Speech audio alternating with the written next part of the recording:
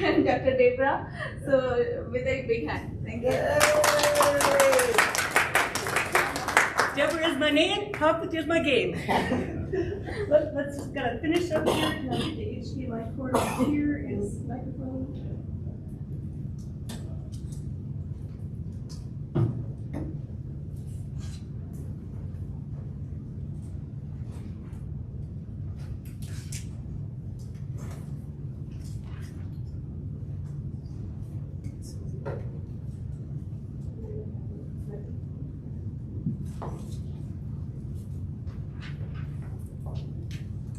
I think you can all hear me, right?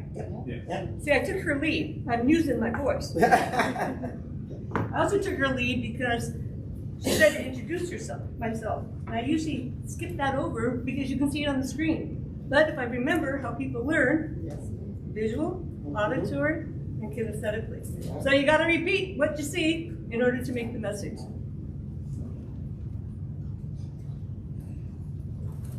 I love technology, get it all set up. Okay. You might wonder, why don't I pick on the topic? Why aren't they listening? Well, I work a lot with lawyers and mediators who are challenged in dealing with the emotional content in a mediation setting. They're used to deal with the laws and the facts. And so they get frustrated when they can't get people off the dot. And so I actually gave a similar speech to the Florida Bar Association not too long ago, at their encouragement, because they were just at a loss. How do we deal with people in conflict? And so then that evolved on to, are we talking or are we communicating? We as the professional. So often we're quick to dump on our expertise, our years of experience, our degrees.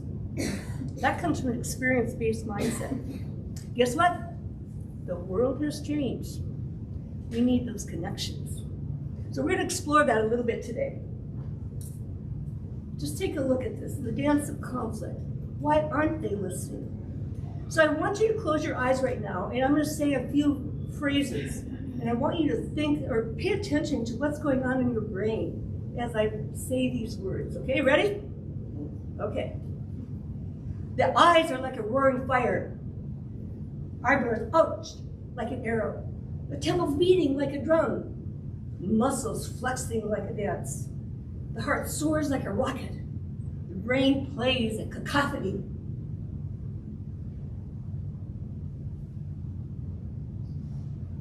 Pay attention to what you're experiencing. So, open your eyes. A few shout-outs. What did you experience? What did you notice as I said some very charged words? Fear. Fear. Okay. Thank you. What else?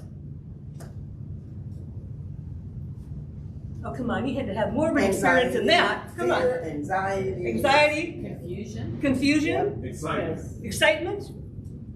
Yeah. So you can see a bunch of different emotions come up. Some may be positive. Some may be negative. But what's really happening? So I want to ask you, are you getting ready to dive deeper? Yes. Learn more about what this is? Yes, ma'am. Okay, I want you to sit at the edge of your chair. Sit at the edge of your chair, please. I want you to close your eyes again. And I want you to take 3 deep breaths in through the nose, really filling up the lungs, the abdomen, and exhaling slowly through the mouth. Do that 3 times.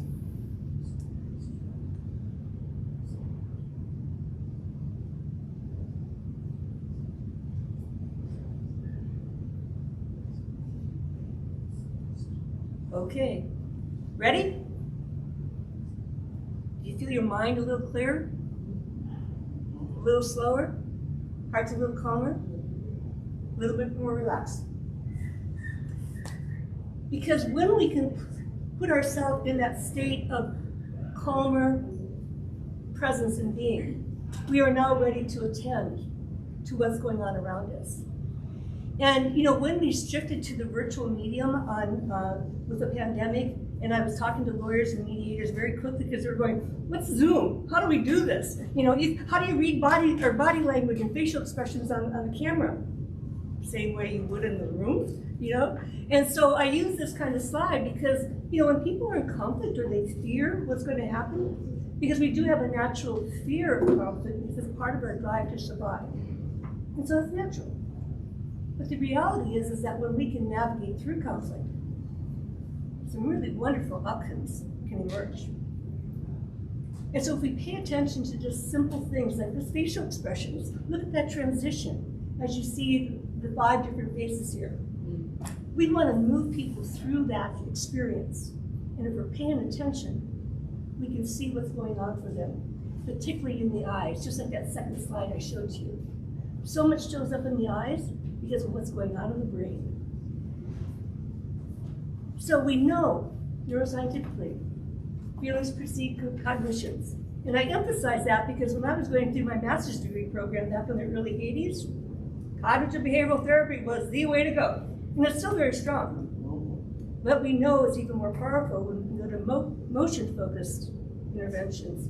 Deal with the emotions first before we get into the change behavior. The relapse rate with just CBT is very high. We have much more longer lasting influence and retention when we shift to focusing on the emotions first. And that's one of the things in mediation, dealing with conflict. Too often lawyers, the traditional lawyer who becomes a mediator, focuses on the facts of the law. And then they realize why they're having such trouble getting to resolution. Well, guess what? They never dealt with the emotions. And so that's a lot of what I do today is working with lawyers and mediators, especially throughout the world, to help them with basic techniques. Because largely they're afraid of conflict. They're afraid of emotions. They've never been taught how to deal with emotions. Would you agree that happens in medical school, doctor?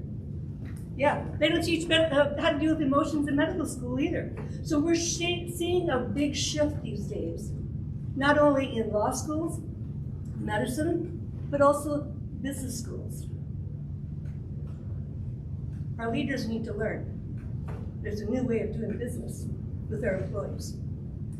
And if we know what to look for, we can use these facial expressions. We can use emotions strategically and artfully in ways that are ethical and support the person moving forward. I actually changed this word just yesterday because anxiousness. Anxiousness is a state of being we all experience. Anxiety is a bigger condition. Now we know that anxiety and depression are at all-time highs right now, and for a lot of reasons that I won't go into. But I think we can all identify with feeling anxious, right? Like I get anxious coming to a presentation like this, just because I've done it tons of times, but still, new group, new audience, however you receive what I say. But I practice a little deep breathing, and that helps me get through. And so what we're going to do is a chance for you to experience, whoops, too fast, how we show up, how we connect, and how we respond. And in this case, it's going to be with yourself. So I'm sorry, I'm going to take you back to closing your eyes again, because when we keep our eyes open during exercises, we're focused out there. When we close our eyes, it gives us a chance to focus in here. Okay?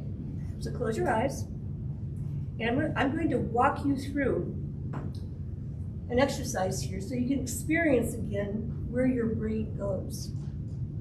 So with the first step, your eyes closed, again, take a couple deep breaths.